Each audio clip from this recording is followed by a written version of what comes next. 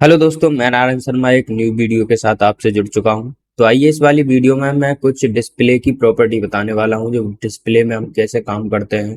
कि display inline है, block है, ऐसी वीडियो मैंने आप पहले बना रखी है इनलाइन और ब्लॉक में डिफरेंस बताने के लिए। इस वीडियो में मैं बताऊंगा कि उसको कैसे यूज करते हैं अपने वेब पेज पे, वो कैसे काम करती है। तो आइए बिना देरी किए हम HTML ओपन कर लेते हैं और उसके बाद मैं टाइटल में डिस्प्ले लिख देता हूँ। तो यहाँ टाइटल आज का है डिस्प्ले। डिस्प्ले के बाद मैं स्टाइल टैग दे देता हूँ जिसमें हम CSS लिखेंगे। ये सारी बातें मैं कर चुका हूँ पहले ही, कि हम कैसे CSS एंटर करते हैं, कैसे CSS लिखते हैं। और मैं इसी के साथ साथ एक डिव बना लूंगा। इसमें डिव के अंदर मैं दे दूंगा, कोई भी नाम दे दूंगा क्लास लगा के, और उसका नाम दे देता हूँ मैं एच दे देता हूँ। एच के बाद मैं इस डिव के अंदर एक इमेज ले लूंगा और उसके बाद एक पैराग्राफ ले लूंगा, या फिर थोड़ा H1 या H2 में कोई भी हेडिंग ले लूंगा, जिससे उन्हें मैनेज करने में, क्योंकि दोनों इमेज और H1 H2 दोनों ही अलग अलग पोजीशनों में काम करती हैं इनलाइन और ब्लॉक में। क्योंकि एक जो इमेज है वो एक इनलाइन प्रॉपर्टी है, और जो H1 है H2 है जो हेडिंग है वो एक ब्लॉक एलिमेंट है। तो ये सारी डिस्कस भी मैं इसमें करने वाला हूँ। तो आइए मैं एक इमेज ले लेता हूँ। इमेज है साक्षी के नाम से मैं यहाँ पे ले लेता हूँ, और एक मैं इसमें से ये मैंने एक इमेज का पाथ दे दिया है। तो इसको हम देखेंगे। एक हम हेडिंग और डाल लेते हैं, इसमें H3 डाल लेता हूँ। और H3 के अंदर मैं लिख देता हूँ कोई भी एक लोरेम के साथ कोई भी कंटेंट ले लेता हूँ, थोड़ा सा लोरेम 8 ले लेता हूँ। ये मैंने थोड़ा सा कंटेंट ले लिया, चाहे और कम कर देता हूँ क्योंकि इसी इमेज के साथ साथ मैं इसमें भी कुछ बताने वाला हूँ। तो आइए इसके बाद मैं वेब पेज पे लेके चलता हूँ। तो ये देखिए थोड़ा सा इमेज और H3 जो है मेरा इस प्रकार से आ रहा है। तो मैं आपको इसमें आपको दिखा दूं कि इनलाइन और ये ब्लॉक एलिमेंटों में क्या अंतर होता है। ये देखिए इनलाइन जो है वो एकदम उतना ही कवर कर रहा है जितना वो इमेज है, और अगर ब्लॉक एलिमेंट में दिखाऊं जैसे मैंने S3 को बताया था, ये पूरे की पूरे उसको ब्लॉक को पूरी लाइन को कवर कर रहा है। ये और किसी को नहीं आने देगा इस लाइन में, और अगली लाइन में शिफ्ट करेगा कुछ भी कंटेंट हम लिखेंगे तो इसलिए ये ब्लॉक एलिमेंट और इनलाइन एलिमेंट है। इनके हम डिस्प्ले के जो टैग हैं उनको लगा के हम इनको चेंज भी कर सकते हैं। अगर हमको इनलाइन डिस्प्ले ब्लॉक डिस्प्ले बनानी है तो वो बना सकते हैं, और अगर हम इस इनलाइन को ब्लॉक बना देंगे और ब्लॉक को इनलाइन बना देंगे, ये सारे हम अपने कोडिंग के माध्यम से स्टाइल देके CSS में कर सकते हैं। जैसे मैंने यहाँ पे H क्लास लिखी है, वो एक इनलाइन एलिमेंट की तरह काम कर रही है। ठीक है, तो इसी हिसाब से हम यहाँ पूरे ब्लॉक को कवर कर रही है, तो वो ब्लॉक एलिमेंट है। आप यहाँ पे मेरे PS कोड पे यहाँ पे वेब पेज पे देख पा रहे होंगे कि जो भी एलिमेंट आपके पूरे वेब पेज पे कवर करे, मतलब पूरे एक लाइन को पूरे को कवर करे, हम उन्हें ब्लॉक एलिमेंट कहते हैं। और जो अपने बिल्कुल एकदम अपने बराबर के स्पेस को ले उन्हें इनलाइन एलिमेंट कहते हैं, जैसे आप मेरे यहाँ इमेज देख पा रहे होंगे। तो आइए मैं इन सभी को और भी अच्छे बनाने के लिए कुछ CSS ऐड कर लेता हूँ इसमें। तो CSS ऐड करने के लिए मैं यहाँ पे स्टाइल टैग मैंने दे दिया है, और मैं इमेज में CSS लगा लेता हूँ, जिससे कि वो इमेज थोड़ी छोटी दिखाई दे, क्योंकि काफी बड़ी दिखाई दे रही है। तो इसकी विड्थ और हाइट को मैं मैनेज कर लेता हूँ। विड्थ कर देता हूँ मैं उसकी 50 px, और हाइट भी उसकी 50 px कर देता हूँ। ठीक है, तो इससे वो थोड़ी इमेज जो है वो थोड़ी स्मार्ट भी दिखाई देगी और थोड़ी कवर भी हो जाएगी। जैसे अभी मैं वेब पेज पे आपको दिखाऊंगा कि अब ये थोड़ी सी कवर हो गई। अब इनके बीच में थोड़ा आपको गैप भी दिखाई दे रहा होगा, ये हो गया एक मार्जिन की वजह से इसमें मार्जिन आ रहा है, क्योंकि वो जो वेब पेज है हमने, अगर हम जब CSS ऐड करते हैं तो उससे पहले हम मार्जिन और पैडिंग को 0 0 करते हैं, जिससे हमें कोई भी जो रिक्वायरमेंट है वो ना मिले। हम खुद अपनी ओर से जो पैडिंग और मार्जिन देना चाहते हैं वो ही दें। जो बॉडी देना चाहती है या फिर जो प्रोग्राम देना चाहता है वो हमें मार्जिन और पैडिंग नहीं चाहिए, इसलिए हम 0 0 कर देते हैं। तो इसलिए मैं यहाँ इसकी जो मार्जिन है वो भी 0 कर दूंगा। तो यहाँ मैं यहाँ H3 लिख दूंगा। तो H3 की जो मैं मार्जिन है उसे मैं 0 कर देता हूँ, जिससे कि हमें कोई भी BS कोड या फिर वेबसाइट के तरफ से कोई भी मार्जिन नहीं चाहिए। अब ये देखिए जो गैप था वो कम हो गया है। हमें अपनी ओर से जो भी हम मार्जिन या पैडिंग देना चाहेंगे हम अपनी अपने हिसाब से मैनेज करके देंगे। तो इसलिए हमने वो मार्जिन जो उसकी ओर से मिला हुआ था वो हमने 0 कर दिया है। अब मैं इसके लिए एक बॉर्डर दे देता हूँ क्लास एच में, क्योंकि उससे मुझे आपको बताने में भी आसानी होगी कि ये ब्लॉक एलिमेंट कहाँ तक काम करता है, कैसे काम कर रहा है। तो मैं एक एच क्लास को डिफाइन करके और एक बॉर्डर दे देता हूँ। बॉर्डर दे देता हूँ मैं 2 पिक्सल का, और सॉलिड ब्लू दे देता हूँ, सॉलिड ब्लू। और इसके बाद मैं आपको बताऊंगा कि ये कैसे काम करेगा। ये देखिए, जब ये ब्लॉक एलिमेंट और इनलाइन एलिमेंट है, इसमें पता पड़ रहा है कि ये पूरे स्पेस को ले रहा है, तो इसका मतलब पता पड़ रहा है कि इसमें ब्लॉक एलिमेंट भी है और इनलाइन एलिमेंट है। इनलाइन एलिमेंट होते तो वो इतने स्पेस को कवर करता, इससे पता चल रहा है कि इसमें ब्लॉक एलिमेंट भी हैं। तो इसी हिसाब से हम उनको अलग करेंगे, ब्लॉक एलिमेंट को और इनलाइन एलिमेंट को, और उसके बाद हम इसमें इसको सारे को सेंटर में। अभी अगर मान लीजिए कि मैं इस H1 में इसमें मैं देना चाहूँ कि अगर मैं इसके मार्जिन को ऑटो करना चाहूँ सेंटर में लाने के लिए, तो वो मेरे हिसाब से यहाँ पे मैं उसे ऑटो कर देता हूँ। तो ये देखिए, कोई भी इसका जो ये कंटेंट है ये मिडिल में नहीं आया है, इसका मतलब मिडिल में आ जाना चाहिए था, पर नहीं आया है। क्यों नहीं आया है ये सारा कुछ हम इसमें बताने वाले हैं। और जैसे कि मैं यहाँ मार्जिन इसमें ऑटो कर देता हूँ, और फिर देखते हैं कि यहाँ पे कुछ भी नहीं हुआ है, क्योंकि इनमें सभी अभी ब्लॉक एलिमेंट और इनलाइन एलिमेंट में दिक्कत आ रही है।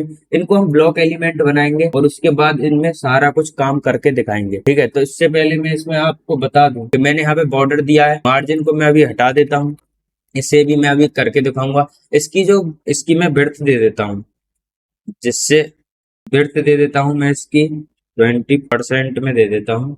और उसके बाद देखेंगे कि ये जो पूरा जो ब्लॉक है, जो एच है, वो मैंने 20% के विड्थ दे दी है उसकी। अब इसे मैं अगर ऑटो करूंगा, जैसे मार्जिन ऑटो करूंगा, तो आप देखेंगे इसको जो मैं मार्जिन ऑटो करूंगा तो ये मिडिल में आ जाएगा, क्योंकि इसकी मैंने विड्थ कम कर दी है। और ये जो ब्लॉक एलिमेंट था वो मैंने इसके स्पेस को कम कर दिया है, तो ये मिडिल में आ गया है। अब मुझे ये जो इमेज है ये भी मिडिल में लानी है। अगर मैं इस इमेज में मैं अगर मार्जिन ऑटो दिया है मैंने, पर वो नहीं आ रहा है। अब उसी हिसाब से अगर मैं इसकी जो डिस्प्ले है उसको ब्लॉक बना दूं, इसकी जो डिस्प्ले इनलाइन है, अगर मैं इसकी डिस्प्ले को ब्लॉक बना दूं, तो देखते हैं कि वो मिडिल में आ जाएगा। तो इसलिए मैं आपको बता दूं कि जो इनलाइन और ब्लॉक है, ब्लॉक एलिमेंट में हम उसके जो बाहर से हम मार्जिन पैडिंग देते हैं वो ब्लॉक एलिमेंट में देते हैं, इनलाइन एलिमेंट में हम वो काम नहीं कर पाते हैं। तो इसलिए हमें पहले ब्लॉक एलिमेंट बनाना होगा। तो यहाँ पे मैंने उसको जो डिस्प्ले है, जो मेरी इमेज है, वो पहले मैंने ब्लॉक एलिमेंट बनाई और उसमें मार्जिन ऑटो दिया, तो वो बिल्कुल सेंटर में आ गया। अब इसकी मैं जो विड्थ है उसको भी मैं बढ़ा सकता हूँ, जैसे मैंने यहाँ पे 20 पिक्सल कर रखी है, इसको मैं 50 पिक्सल कर दूंगा, परसेंट कर दूंगा, तो भी ये देखेंगे कि जो मिडिल में, अगर ये नीचे वाला जो मेरा H3 है वो अभी मैनेज नहीं हुआ है, तो इसका मतलब मैनेज नहीं हुआ है, इसको भी मुझे मैनेज करना होगा। तो इसको भी मैं मैनेज कर देता हूँ H3 को मैं इसकी जो मार्जिन है वो ऑटो करके देखते हैं, और उसके बाद मैं आपको बताऊंगा कि ये सारा कुछ कैसे होता है। इसके मतलब इसके हम डिस्प्ले को,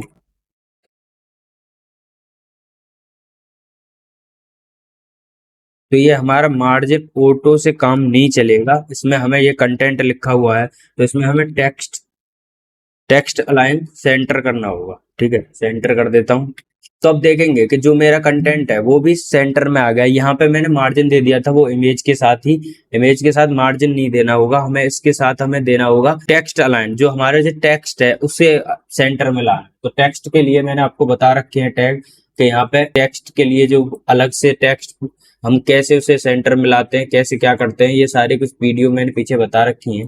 तो इसमें मैंने टेक्स्ट अलाइन सेंटर लगाया। तो ये देखिए कि सारा कुछ जो है अभी तक ब्लॉक एलिमेंट मैंने बना के इन सभी को बीच में सेंटर में लाया है।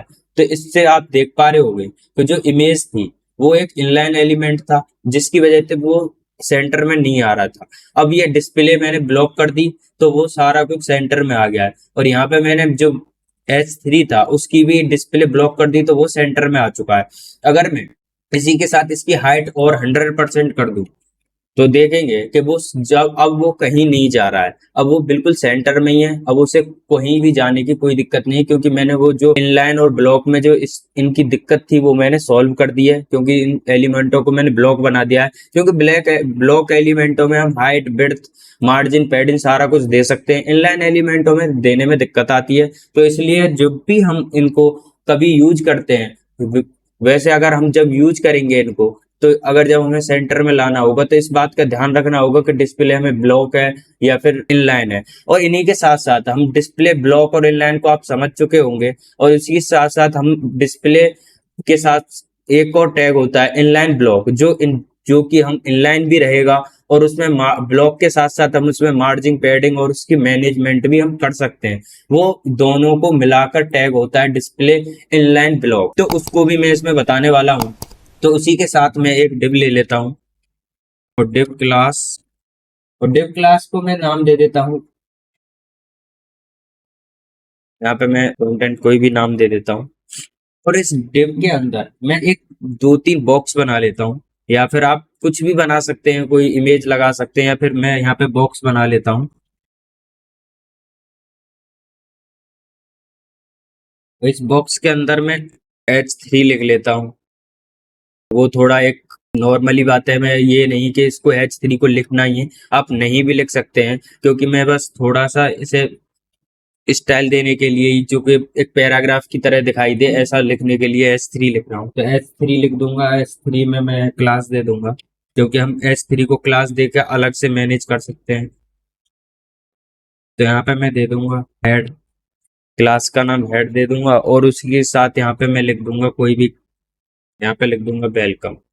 ठीक है, तो यहाँ पे मैंने हेड लिख दिया। इसी के नीचे मैं एक पैराग्राफ ले लेता हूँ, जिससे पूरा बॉक्स एकदम अच्छे से दिखाई दे लोरेम के साथ, जो कि लोरेम में बता चुका हूँ आपको।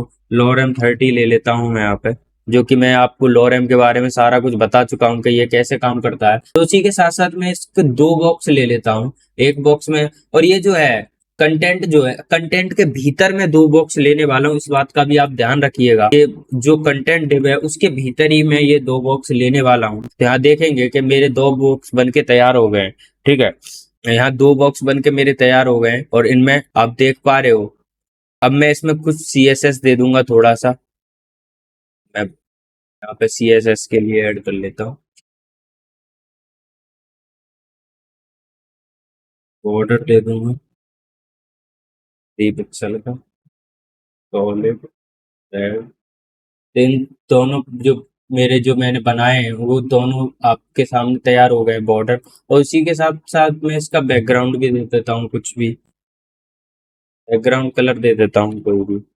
यहाँ पे मैंने एक बैकग्राउंड कलर भी दे दिया है, दोनों का बैकग्राउंड कलर भी तैयार हो गया। अब इसके लिए मैं आपको बताऊंगा कि इनलाइन जो ब्लॉग है वो कैसे काम करता है। अब मैं इसके लिए और CSS लिख दूंगा। तो इसमें मैं बताता हूँ कि यहाँ कंटेंट, यहाँ इसके अंदर अगर हम डिस्प्ले को इनलाइन करते हैं तो वो कैसे काम करेगा। तो यहाँ पे मैंने जो इनलाइन किया, तो यहाँ देखिए जो बॉर्डर है वो हट गया है, ये मान लीजिए उसके ऊपर से, क्योंकि जितना स्पेस उसे लेना है वो उतना ले रहा है बस, क्योंकि इसमें भाई ब्लॉक एलिमेंट भी है, और मैंने कर दिया है डिस्प्ले इनलाइन, तो दिक्कत तो होनी है। तो इसलिए मैंने आपको यहाँ करके दिखाया इनलाइन डिस्प्ले होती है तो क्या दिक्कत होती है। और इसी के साथ में अगर मैं ब्लॉक कर दूं, तो यहाँ ब्लॉक कर दूं, तो ये देखिए ब्लॉक बन के तैयार हो गया है। और अगर मैं इसमें इनलाइन ब्लॉक कर देता हूँ, तो यहाँ इनलाइन ब्लॉक कर दूंगा, तो भी कोई भी दिक्कत यहाँ पे नहीं होने वाली है। इसके साथ साथ मैं इसे विड्थ और हाइट भी दे सकता हूँ, और इसे मैनेज कर सकता हूँ। तो यहाँ पे मैं विड्थ और हाइट दे देता हूँ उसकी। विड्थ दे देता हूँ उसकी मैं 200 पिक्सल। तो हम देखेंगे कि यहाँ पे मैंने 200 पिक्सल की विड्थ दे के यह दोनों बॉक्स तैयार कर दिए, और ये अपने साइड में तैयार हो गए हैं दोनों बॉक्स। ये इनलाइन की वजह से, अगर मान लीजिए कि मैं इसे डिस्प्ले को खाली खाली ब्लॉक करूं, तो हम देखेंगे कि ये कैसे दिखाई दे रहे हैं आपको। ये ब्लॉक करने की वजह से, अब ब्लॉक करने की वजह से अलग अलग पूरे पैराग्राफ में यहाँ पे मैं आपको दिखा दूं इन्हें कि ब्लॉक एलिमेंट कैसे काम करता है। ये जो बॉक्स बना है आप देख पा रहे होगे, जब मैं इस पे ऊपर लेके जाऊंगा अपने कर्सर को, तो ये पूरा का पूरा जो है अपने एक पूरी पूरी स्पेस ले रहा है। ये येलो कलर का आपको दिख रहा होगा कि ये पूरी स्पेस ले रहा है, तो इसका मतलब ये ब्लॉक एलिमेंट है, पूरे के पूरे स्पेस दूसरी लाइन में शिफ्ट कर रहा है ये। अगर इनलाइन एलिमेंट होगा तो उसी में शिफ्ट हो जाएगा, ठीक है। और इनलाइन और ब्लॉक होगा तो उसके साथ हम इसे मैनेज भी कर सकते हैं और उसी के साथ इसे शिफ्ट भी कर सकते हैं। तो इसलिए हम उसकी जगह पे इनलाइन और ब्लॉक को ना रख के इनलाइन ब्लॉक को यहाँ पे रखते हैं।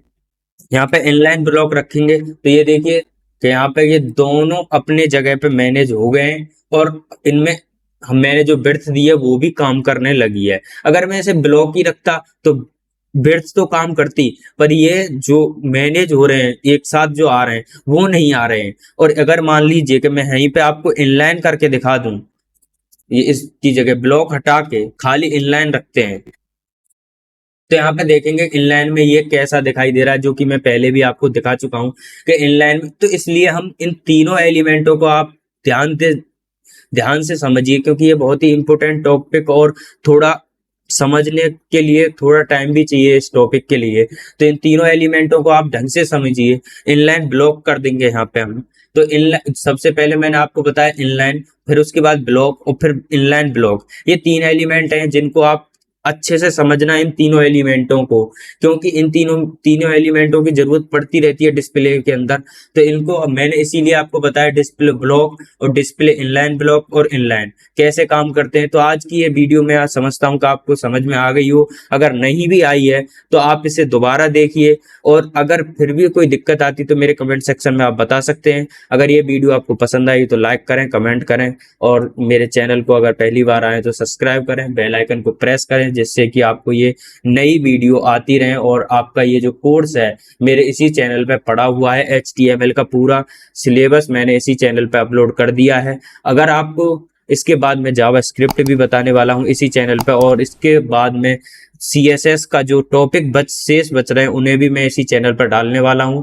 तो इस टॉपिक को आप अच्छे से समझिए, और इसके बाद मैं और भी टॉपिक इसी वीडियो पे पर डे डालता रहता हूं। अगर आप इस चैनल से जुड़े रहेंगे तो CSS और जावा स्क्रिप्ट और HTML और भी जो आगे की लैंग्वेज हैं वो इसी चैनल से आप सीख सकते हैं कंटिन्यू। और मैं इसके CSS होने के बाद में कुछ प्रोग्राम भी बनवा के दिखाऊंगा आपको कि हम HTML और CSS की मदद से क्या क्या कर सकते हैं, और फिर उसे जावा स्क्रिप्ट से कैसे स्टाइल देते हैं, और CSS से क्या स्टाइल दी जाती है, और HTML से कितना हम काम कर सकते हैं। और ये सारी बातें मैं इस चैनल पर बताने वाला हूं। तो आज के लिए इतना ही। जय हिंद, धन्यवाद।